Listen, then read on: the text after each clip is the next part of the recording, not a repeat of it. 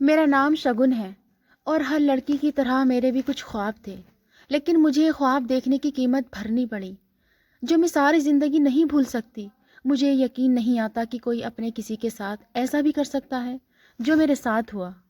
मैं तो सिर्फ 6 साल की थी, मगर मुझ पर किसी ने रहम नहीं खाया और मेरी ज़िंदगी बर्बाद कर दी। मेरी माँ मुझे बचा लेती तो मेरे साथ वो सब न होता, जिसे सुनकर लोगों की रूह कांप जाती है। मैं एक ऐसे घराने से थी जहाँ सिर्फ और सिर्फ गरीबी का राज था। हम 7 बहन भाई थे। पापा किसी की दुकान पर काम करते थे और मम्मी किसी के घर में काम करने जाया करती थी। मैं तो उस वक्त बहुत छोटी थी, तकरीबन 6 या 7 साल की, इसलिए मुझे बिल्कुल एक धुंधले ख्वाब की तरह अपनी ज़िंदगी याद है। मेरी बहनें मुझसे बड़ी थी और भाई छोटा था। हमारे घर में खाने पीने की भी इस कदर तंगी थी कि मुश्किल से एक या आधी रोटी हमें मिलती थी। हम दूसरे बच्चों की तरह स्कूल भी नहीं जाते थे। पैसे लेकर चीज़ खाना तो दूर की बात थी। मुझे अच्छी तरह याद है, एक मर्तबा हमारे गांव में मेला लगा था, जिसमें जाने की जिद हम बहन भाई कर रहे थे। पापा ने हमें सख्ती से मना किया, लेकिन हम नहीं माने और मम्मी के साथ मेले में चले गए, क्योंकि मम्मी का दिल हम सबको रोते देखकर पिघल गया था। ना जाने वो कौन सा दिन था, लेकिन मेरी ज़िंदगी का सबसे बुरा दिन वही था जब मैं अपने मम्मी और बाकी 6 बहन भाइयों के साथ में चली गई। लोगों की इतनी भीड़ देखकर मैं बहुत घबरा रही थी। मैंने अपनी बड़ी बहन की उंगली पकड़ रखी थी। मेले में तरह तरह के झूले और खाने पीने की चीज़ें देखकर हमारा दिल ललचा रहा था, लेकिन हमारे पास बिल्कुल भी पैसे नहीं थे कि हम कोई चीज़ खरीद सकते या झूले ले पाते। मेरी बड़ी बहन ने मम्मी से कहा कि एक झूला तो दिला दो और हमें जलेबियाँ खानी है। तो मम्मी कहने लगी कि मेरे पास बिल्कुल भी पैसे नहीं हैं, ना तो मैं झूला दिला सकती हूँ और ना ही किसी को जलेबी ला कर दे सकती हूँ। इसलिए चुपचाप मेले की रौनक देखो और कुछ देर बाद वापस चलते हैं।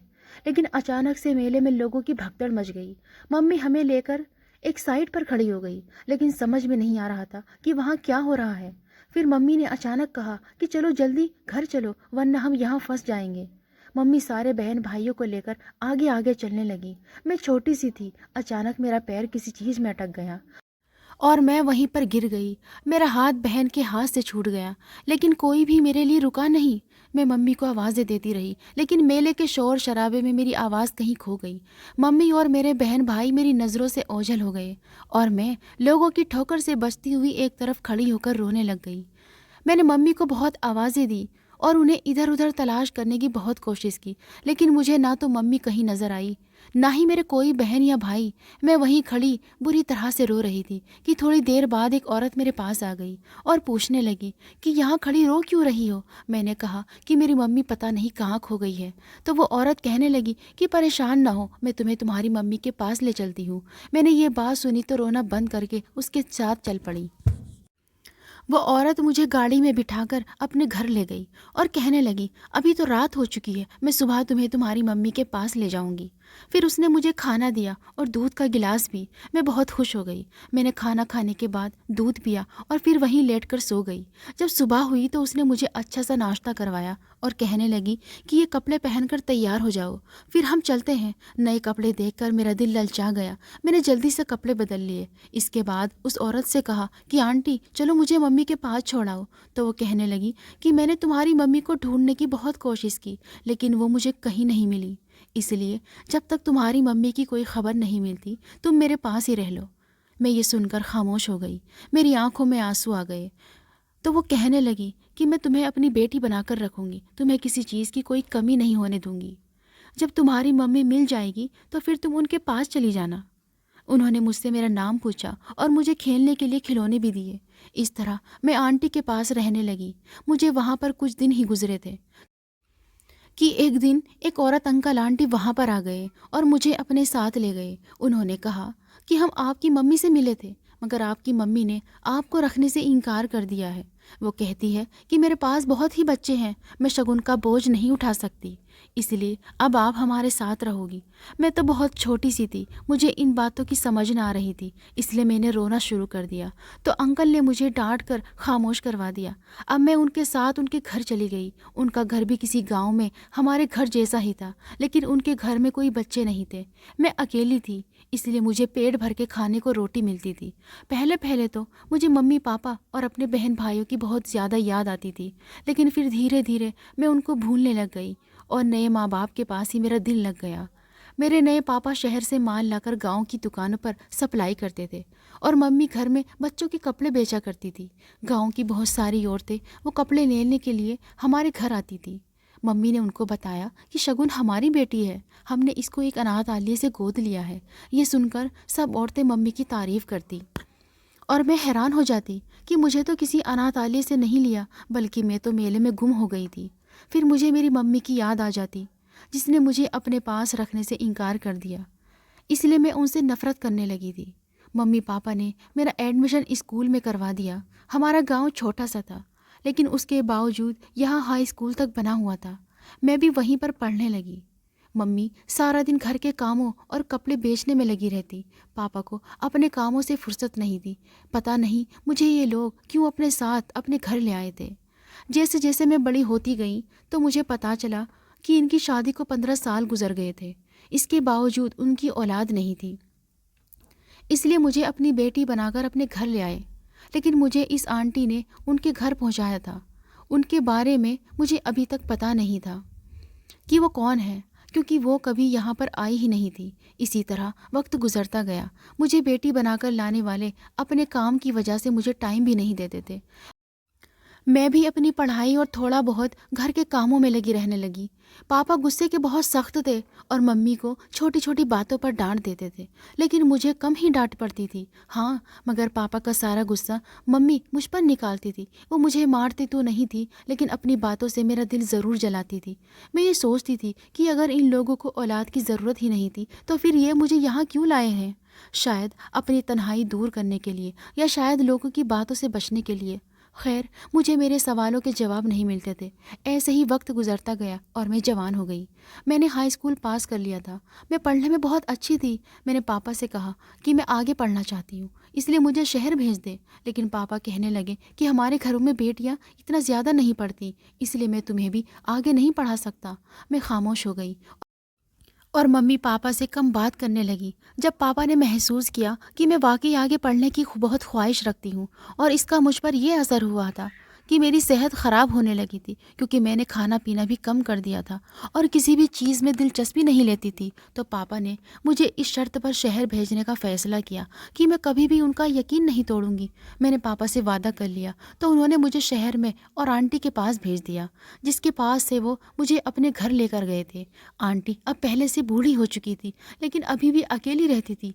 उनके काम काज करने के लिए नौकरानी घर में मौजूद थी, जो 24 घंटे उन्हीं के पास रहती थी। वहाँ रहने के कुछ दिन बाद मुझे पता चला कि आंटी अपना मैरिज ब्यूरो चलाती थी। जिन बे औलाद शादीशुदा जोड़ों को औलाद की ज़रूरत होती है, उन्हें कहीं ना कहीं से बंदोबस्त करके देती है। उन्हें घर में एक कमरे को अपना ऑफिस बना रखा था। मैंने उनसे कहा कि पढ़ाई के साथ साथ मैं आपके कामों में भी आपकी मदद करवा सकती हूँ, तो उन्होंने मुझे अपने साथ हिसाब किताब के लिए रख लिया। क्योंकि मेरी अंग्रेज़ी बहुत अच्छी थी और मैं हिसाब किताब में भी तेज़ थी, इसी वजह से मैं उनका काफ़ी काम देखने लगी। कॉलेज से वापस आकर मैं उनके ऑफिस में काम देखती और फिर शाम को थोड़ी देर पढ़ने के बाद उनके साथ बैठकर बातें करती और फिर मैं कमरे में चली जाती थी। यही मेरी रूटीन थी।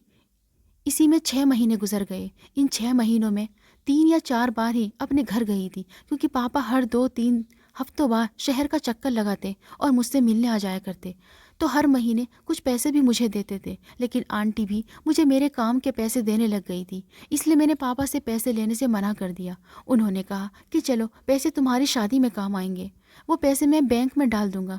मैं पापा की बात पर खामोश हो गई। मैं शादी के बारे में नहीं सोचना चाहती थी, क्योंकि अभी मुझे बहुत पढ़ना था। फिर ऐसा हुआ कि कॉलेज में मेरी एक लड़के से मेरी दोस्ती हो गई। नोट्स के सिलसिले में उससे बातचीत होने लगी थी, जो आहिस्ता आहिस्ता दोस्ती में बदल गई। हम दोनों एक क्लास में पढ़ते थे, इसलिए रोज़ का साथ था। फिर ये साथ और दोस्ती मोहब्बत में बदल गई। उसका नाम सूरज था। सूरज का ताल्लुक एक अमीर घर से था।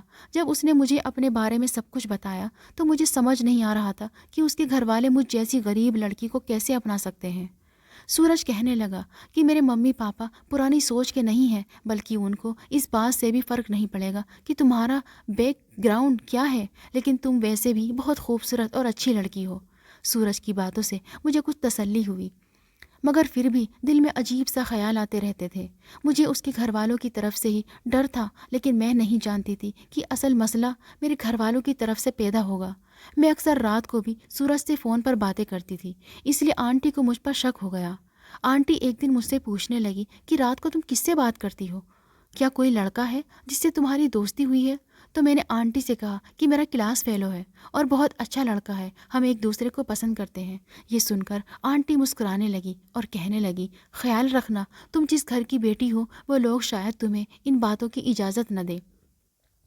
मैंने आंटी से कहा कि सूरज मुझसे शादी करना चाहता है, तो आंटी ने कहा कि चलो देखते हैं, जो होगा वो तुम्हारे भी सामने आ जाएगा। उसके बाद उन्होंने दोबारा मुझसे कोई बात नहीं की। मुझे उनके पास रहते हुए 2 साल होने वाले थे और कुछ ही दिन में मेरे पेपर भी थे, इसलिए मैंने ये सब बातें सोचना छोड़ दी और अपने पेपर की तैयारी में मगन हो गई। जिस दिन मेरा आखिरी पेपर था, मैं उस दिन पेपर देकर आई तो आंटी फ़ोन पर बात कर रही थी। मैंने उनकी बातें सुनी तो मेरे कान खड़े हो गए, क्योंकि वो किसी से कह रही थी कि शगुन को जिस गांव के मेले से मैं लेकर आई थी, उस गांव में मेरी एक कज़िन भी रहती है जो शगुन के असल माँ बाप को जानती है। ये सुनकर मैं वहीं छुप कर खड़ी हो गई, क्योंकि मैं जानना चाहती थी कि आंटी आगे क्या बात करेगी। लेकिन जो मैंने सुना वो सुनकर मेरे पैरों तले से ज़मीन निकल गई। आंटी फ़ोन पर किसी से कह रही थी कि शगुन को मैंने अपने जानने वाले बे औलाद जोड़े को बेच दिया, लेकिन उन्होंने अब तक मुझे पूरी रकम नहीं दी, जबकि वो जवान हो चुकी है और अब मेरे पास काम करती है। मैं सोच रही हूँ कि उसकी कहीं ऐसी जगह शादी कर दूँ जहाँ से मुझे भी फ़ायदा मिल सके। ये सुनने की देर थी कि मैं आंटी के सामने चली गई। मुझे देखते ही उन्होंने फ़ोन बंद कर दिया। मैं हैरान थी और उनकी तरफ खामोशी से देखे जा रही थी। तो वो कहने लगी, अगर तुमने मेरी बात सुन ली है तो ये भी सुन लो, जो मैं कह रही थी वो सब सच है। तुम्हारे मम्मी पापा ने मुझसे जो रकम तय की थी उसका कुछ हिस्सा अभी बाकी है। अब तुम बताओ कि मुझे वो रकम मिल जाएगी या मैं खुद किसी तरह से वसूल कर लूँ। ये सुनकर मैं वहीं गिर गई और मैंने उनके आगे हाथ जोड़ दिए कि ऊपर वाले के लिए आप मेरे साथ कुछ ऐसा न करना, मैं सारा पैसा आपको दे दूंगी। फिर दूसरे दिन पापा मुझे लेने वहाँ आए तो मैंने आंटी के सामने पापा से पूछा कि मुझे कितने पैसे में ख़रीदा था, जो अब तक उनको पैसे नहीं दिए। पापा ये सुनकर हैरान हो गए और मेरी तरफ देखने लगे। उन्हें समझ नहीं आ रहा था कि मुझे ये सब कैसे पता चला। तो मैंने उन्हें सब बता दिया। पापा ने आंटी से कहा कि मैं आपको सारे पैसे दे चुका था, अब आप किन पैसों की बात कर रही हैं और ये सब बातें शगुन के सामने करने की क्या ज़रूरत थी। तो आंटी कहने लगी कि जो पैसे तुम लोगों ने मुझे दिए थे तब तो उस वक्त ये छोटी सी थी, तब मुझे नहीं पता था कि ये इतनी खूबसूरत होगी और इसकी शादी अब मैं कहीं भी कराऊं तो मुझे बड़ा फ़ायदा हो सकता है। पापा कहने लगे, वो मेरी बेटी है और हम जहाँ चाहेंगे इसकी शादी कर देंगे और अभी ये आपके पास नहीं रहेगी। तो आंटी ने गुस्से में आकर पापा को सूरज के बारे में सब बता दिया कि आपकी बेटी तो नए गुल खिलाकर बैठी है। पापा ये सुनकर बहुत गुस्से में आ गए और मुझे फ़ौरन लेकर गाँव चले आए। गांव जाकर मम्मी को सब बताया तो मम्मी मुझे मारने लगी और पापा से कहने लगी कि मैंने कहा था ना, किसी का खून कभी भी अपना नहीं बनता, और देख लो ये लड़की अब हमें क्या दिन दिखाना चाहती है। पापा कहने लगे, ऐसा कुछ नहीं होगा, 1 हफ्ते के अंदर ही मैं इसकी शादी कर दूंगा। ये कहकर पापा ने मुझे कमरे में बंद कर दिया। मैं उस दिन बहुत रोई, क्योंकि सारी ज़िंदगी में अपने सगे माँ बाप को बुरा भला कहती रही और ये सोचती रही कि मेरी माँ जानबूझकर मुझे छोड़ गई थी। लेकिन हकीकत तो ये थी कि वो बेचारे आज तक मेरे लिए तरसते होंगे। आंटी ने मुझे मेले से अगवा किया था और फिर पैसे लेकर उनको बेच दिया, जिन्होंने मेरी कदर ही नहीं की। इससे अच्छा होता कि ये लोग मुझे मार देते, लेकिन अब कुछ नहीं हो सकता था। पता नहीं मैं किस गांव से थी और मेरे माँ बाप कौन थे। ये बात सोचते सोचते मेरा दिमाग ख़राब हो रहा था, लेकिन मेरे रोने धोने का किसी पर कोई असर नहीं हुआ और पापा ने ना जाने किससे मेरा रिश्ता तय कर दिया। और पापा ने जो कहा था उसके मुताबिक 1 हफ्ते बाद मेरी शादी विशाल से कर दी। विशाल का ताल्लुक एक बहुत गरीब घर से था। वो अपने माँ बाप का इकलौता बेटा था। उसके पापा मर चुके थे और उसकी माँ मेरा जीना हराम करने के लिए अब तक जिंदा थी। विशाल उम्र में भी मुझसे डबल था और दिखने में काला और गंजा होने की वजह से मुझे वो बिल्कुल भी पसंद नहीं था। पता नहीं मम्मी पापा ने क्या देखकर मेरी शादी यहाँ कर दी। अगर मैं उनकी अपनी बेटी होती तो कभी भी मेरे साथ ऐसा न करते। उन्होंने तो जाने मुझसे कौन सा बदला लिया था, जो उन्होंने मेरी ज़िंदगी नरक बना दी। मेरी सास बिल्कुल बददिमाग औरत है। हर वक्त उसके मुंह से कुछ ना कुछ ऐसा निकलता रहता जो मेरा दिमाग ख़राब कर देता था। कभी वो मुझे बददिमाग और बदतमीज़ होने के ताने देती, तो कभी मेरे किए गए हर काम में कमी निकाल कर मुझे जलील कर देती थी। वो अच्छी तरह जानती थी कि मैं उसके बेटे को बिल्कुल भी पसंद नहीं करती। इस वजह से वो मेरे साथ और भी बुरा व्यवहार करती। अपनी माँ की तरह विशाल बदमिजाज और जाहिल आदमी था। शादी के शुरू शुरू में मैंने समझौता करने की कोशिश की। अगर शाम को तैयार हो जाती तो वो शक करने लग जाता और कहता कि किसी और से मिलने जा रही हो जो इतना तैयार होकर घर में फिर रही हो। शरीफ औरतें ऐसे नहीं होती। उसकी ये बातें सुनकर मेरा दिल और भी उससे ख़राब होने लगा। फिर तो मैं उसकी शक्ल भी देखना नहीं चाहती थी। मैंने उससे बातचीत करना बंद भी कर दिया। एक दिन ऐसा हुआ कि उसकी माँ ने उसे भड़काया तो उसने मुझ पर हाथ उठा लिया। मैंने भी उसका बिल्कुल लिहाज नहीं किया और करीब पड़ा डंडा उठाकर उसे दे मारा और जाकर कमरे में बंद हो गई। उस दिन के बाद से मेरी सास ने बोलना कम कर दिया क्योंकि वो डर गई थी। उसे लगने लगा था कि मैं कुछ भी कर सकती हूँ। और विशाल भी अपनी माँ को देखकर ठंडा पड़ गया। लेकिन मैं अपने कमरे में ही रहती थी। मैं सिर्फ उसी वक्त कमरे से बाहर निकलती जिस वक्त खाना बनाना होता। खाना बनाकर अपना खाना लेकर मैं कमरे में आ जाती और फिर कमरे से निकलती ही नहीं थी। ना मैं उन लोगों से बात करती थी। एक दिन मैंने घर से भाग जाने का प्लान बनाया और मुझे जल्दी मौका मिल गया क्योंकि मेरी सास के रिश्तेदारों के यहाँ शादी थी। मैं तबीयत का बहाना करके घर में रुक गई। जब दोनों माँ बेटे शादी में चले गए तो पीछे से मैंने अपना बैग तैयार करके घर से भागने में कामयाब हो गई। मैं उसी शहर में चली गई जहाँ पर पढ़ती थी। वो शहर और वहाँ के रास्ते मेरे लिए नए नए नहीं थे। मैं सीधे अपने दोस्त के पास चली गई। उसने मुझे अपने घर में रख लिया और उसने कहा कि वो जॉब ढूंढने में मेरी मदद करेगी। मैं एक हफ्ता उसके घर में रही। फिर उसके पापा ने अपने जानने वाले से कहकर मेरी एक इंटरनेशनल कंपनी में जॉब लगवा दी। मैं इतनी पढ़ी लिखी तो नहीं थी लेकिन मेरी इंग्लिश बहुत अच्छी थी। इसी वजह से वो जॉब मुझे आसानी से मिल गई। जॉब शुरू होने के बाद मैं हॉस्टल में शिफ्ट हो गई और मैंने एक अच्छे वकील से बात करके तलाक का नोटिस विशाल के घर भिजवा दिया क्योंकि मैं जानती थी विशाल जैसा बुज़दिल और निकम्मा इंसान आराम से मुझे तलाक दे देगा। मुझे जॉब करते हुए जब 1 महीना पूरा हुआ तो कंपनी के मालिक ने मुझे ऑफिस में मीटिंग के लिए बुलाया। दरअसल वो मेरे काम से बहुत खुश थे। लेकिन जब मैंने कंपनी ज्वाइन की थी वो उस वक्त तो शहर से बाहर गए हुए थे। इसी वजह से मेरी उनसे मुलाकात अब तक नहीं हुई थी। मेरे साथ काम करने वाली बता रहे थे कि ये कंपनी बिल्कुल नई है और एक यंग लड़का इसका ऑनर है जो बहुत मेहनती और अच्छे दिल का है। मैं अपने बॉस से बगैर मिले ही उनकी फ़ैन हो गई थी क्योंकि मुझे अभी पता चला था कि मेरे बॉस का ताल्लुक़ एक गरीब घर से था और वो अपनी मेहनत के बलबूते पर यहाँ तक पहुँचा है। फिर उस दिन मैं बहुत खुश थी कि मैं अपने बॉस से पहली बार मिल रही थी। जब मैं उनके कैबिन में गई तो वाकई हैरान रह गई क्योंकि वो बिल्कुल ही जवान लड़का था। मुझे उनसे मिलकर खुशी हुई कि हमारी नौजवान नस्ल अब भी अपने फ्यूचर को लेकर इस कदर संजीदा है। बॉस से मेरी पहली मुलाकात बहुत अच्छी थी। उन्होंने मेरे काम की बहुत तारीफ़ की और मेरी सैलरी भी बढ़ा दी। मैं उस दिन खुशी खुशी वापस हॉस्टल गई तो मेरे नाम से आए हुए तलाक के कागजात मुझे मिल गए। मैंने ऊपर वाले का शुक्र अदा किया कि विशाल जैसे जाहिल इंसान से मेरी जान छूट गई। अब मैं आज़ाद थी, अपनी ज़िंदगी का सही फैसला कर सकती थी। मैंने ना तो अपने माँ पापा से कोई बातचीत की और ना ही उस आंटी से क्योंकि मैं जानती थी वो सब लोग ही मेरे साथ अच्छे नहीं थे। इस वजह से अब मैं बस अपने पैरों पर खड़ी होकर अपने लिए कोई बेहतर फैसला करना चाहती थी। कुछ दिन बाद बॉस ने दोबारा मुझे ऑफिस में बुलाया और कुछ नए काम मेरे हवाले किए। मैंने अपना बेस्ट देते हुए वो काम भी बड़े अच्छे तरीके से करके बॉस के सामने रख दिया तो वो बहुत खुश हुए और उन्होंने मुझे अपने साथ लंच की ऑफ़र की।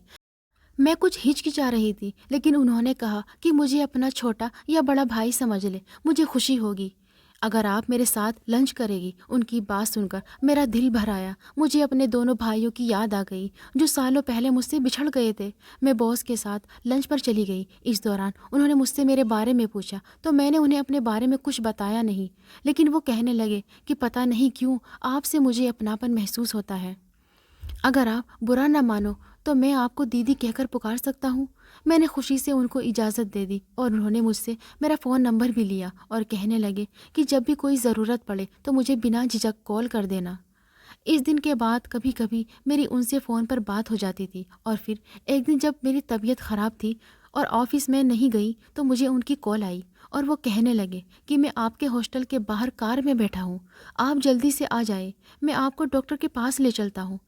मैंने पहले तो इनको इनकार किया मगर वो नहीं माने। फिर मैं चादर लेकर बाहर निकली तो वाकई वो कार में मौजूद थे। मैंने उनका शुक्र अदा किया और कार में बैठ गई। वो मुझे एक प्राइवेट क्लिनिक में ले गए। डॉक्टर ने मुझे इन्फेक्शन बताया और दवाइयाँ लिखकर दे दी। फिर उन्होंने मुझे खाने को कहा। खाना खाने के दौरान बातों बातों में उन्हें मुझसे अपनी फैमिली का जिक्र किया। वो बता रहे थे कि उनका ताल्लुक एक गांव से है और वो 7 बहन भाई हैं। उनकी मम्मी पापा मर चुके हैं, बहनों की शादी हो गई है और बड़े भाई भी शादीशुदा हैं। इसलिए वो शहर में अकेले ही रहते हैं, लेकिन अपनी बहन और भाई से मिलने उनके घर जाते रहते हैं। मैं उनकी बातें सुनकर सोच में पड़ गई और उनसे पूछने लगी कि आपकी कितनी बहनें हैं। उन्होंने कहा कि मेरी 5 बहनें हैं, मगर मैं सिर्फ 4 से मिलता हूँ क्योंकि मेरी एक बहन बचपन में खो गई थी। ये सुनकर मैं उठ खड़ी हो गई और मैंने उनको नाम लेकर पुकारा। दरअसल मेरे बॉस का नाम तो विनीत था, लेकिन मुझे मेरे छोटे भाई विनय याद आ गया, जिसका नाम विनीत था और हम उसे विनय विनय कहकर पुकारते थे। जब मैंने बॉस को विनय कहा तो वो भी उठकर खड़े हो गए और कहने लगे कि आप मेरी शगुन दीदी हैं। मेरी तो आवाज़ ही नहीं निकल रही थी। मैं बस रोए जा रही थी और अपने भाई से गले मिलकर सदियों से बेचैन दिल को सुकून दे रही थी। मेरे भाई ने मेरे सर पर हाथ रखकर मुझे चुप करवाया और फिर सीधा अपने घर ले गए। उसने बताया कि जब तुम खो गई थी तो मम्मी पापा ने तुम्हें बहुत ढूंढा, लेकिन तुम कहीं नहीं मिली। मगर वो जब तक जिंदा रहे तुम्हें ढूंढने की कोशिश करते रहे। तुमसे मिलने की उम्मीद लिए ही इस दुनिया से चले गए।